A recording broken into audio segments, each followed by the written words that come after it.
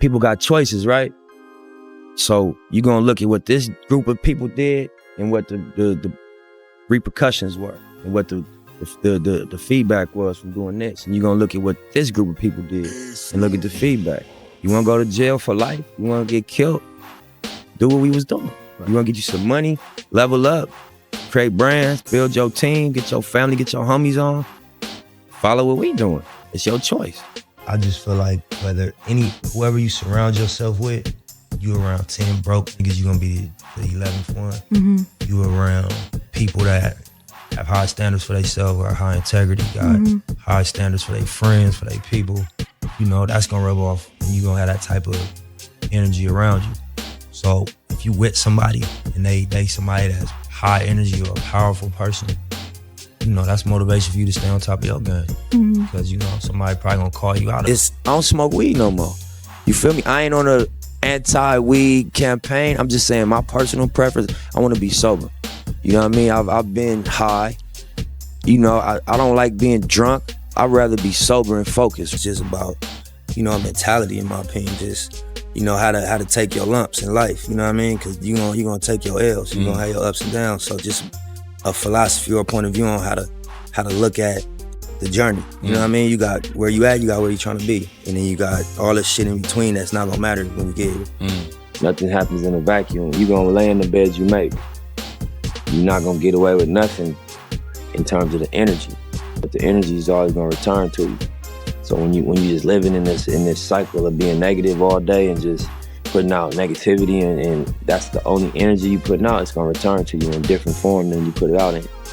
So I would just say, you know, master your energy. Do your best to master your energy and what you put out. A young person from, you know, South Central LA that turned into what I turned into and what my team turned into, telling his story is very inspiring and is the selling point. You know what I mean? Telling my story and being able to say, you know, I'm a business owner, I'm an entrepreneur. You know, I made my first $1 million legally on the books. You know what I mean? As somebody that dropped out of the 10th grade, stopped going to school at 14. You know what I mean? Been through all the institutions, the jail. My brother going back and forth to prison, being in street wars, just going through gang culture. You know what I mean? That's incredible that we right here in the back of the Maybach at the Waldorf Astoria. I'm really proud of the story. The game won't test you, it's ups and downs. And so, like, you know, you gotta be who you are at all times. You know what I mean? So, you know, just like a principle to live by. Me personally, I judge things off of intention. We are human, we gonna make mistakes, but I gauge somebody's intention. What was you trying to say? You know what I'm saying? Right. And if the intention is clear, I give the execution a little wiggle room. I think it's God, my personal opinion, that, you know, keep you protected through them situations while you learning what you really here for and being able to speak from a place of experience, but on a platform and on, you know, from a place of success. I'm with the movement of equality and everybody respect everybody as individuals. God is the creator and the judge. I'm not the judge. I read that somewhere. It was just like the highest human act is to inspire. You know what I mean? And so for me, it's like, why do I don't care really the business side of music outside of just being a hustler. When it comes to music I love, you know, I might pay attention and get informed about how the album performed, but it don't really influence how I feel about the music. So, you know, when I thought about what factor make me like the music, you know, what really is it? And I think it's like the music that inspires you. That's what you really, that's the stuff you play over and over again. I always had a passion for music. I was always a creative person. I really wanted to do music first before I got into the streets. And I was frustrated because I ain't had no studios. It wasn't no infrastructure on the West Coast.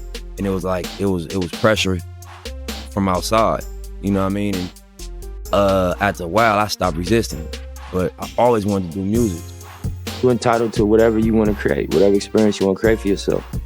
But if you're tired of that, adjust the energy as best you can. Adjust what you wake up thinking and what you say. And then lastly, what you do. And that's not an easy thing to do because it's such a pressure in these areas to just go by the way things are. My dad is from Africa, but I was raised in South Central LA. And, you know, I was turned cold to be honest, I adapted to the culture. I didn't naturally. That's not who I am naturally. The culture of gangbanging in LA. That's not. None of us grow up as kids. We come from nurturing, but there's a lack of that in the coldness you get from going outside and having to survive. You get in survival mode. So this dude Maslow, he made a thing called the pyramid of human needs. So at the base of human needs is our physiological needs: food, clothing, shelter. We don't want to be wet. We don't want to be hot. We don't want to be cold. That's at the base of comfort. You know, just being able to be fed. You know, the basic survival. And there's other needs that come above that. But if you can't address these, the basic, everything's off. All that other shit don't count. And this comes to resources. You know what I'm saying? It's where you get a different person once you get past this first level. Where I come from, I'm overachiever, period. Yeah. Don't get it confused. Don't judge me on rap standards. Don't put me on rapper time, because you know my life ain't just a rapper life, and my history, my background ain't a rapper background. Mm-hmm. So you gotta judge me as a man. When you don't have resources, you in survival mode. You know, so being in survival mode automatically rules out a lot of things, because you don't care about morality, because you don't experience morality. You experience, you know, the need to survive. You don't experience, you know, fairness. You don't experience planning for the future. You just experience my ribs touching. You know what I mean? And it's better me than you. And you know, it's a survival instinct that kick in. So I think once you get out of the survival mode, your morals come back closer to your daily decision making. You start thinking about what's right, what do I believe in. I think that economics is the answer. Empowering people economically is how you really, really impact. It's about impacting culture in a way that, you know, the mentality changes. I think like you get people out of survival mode, they start thinking different. I did. You know, when I figured out, you know, how to get myself out of the situation, my approach to life and people was different. I wasn't so angry. I didn't have my guard up. I wasn't so aggressive. I wasn't so, you know, expecting, if you ain't helping me, fuck you. That wasn't the mentality no more. You just gotta kind of empathize with the scenario and understand. You put a person in survival mode, they're gonna survive by any means.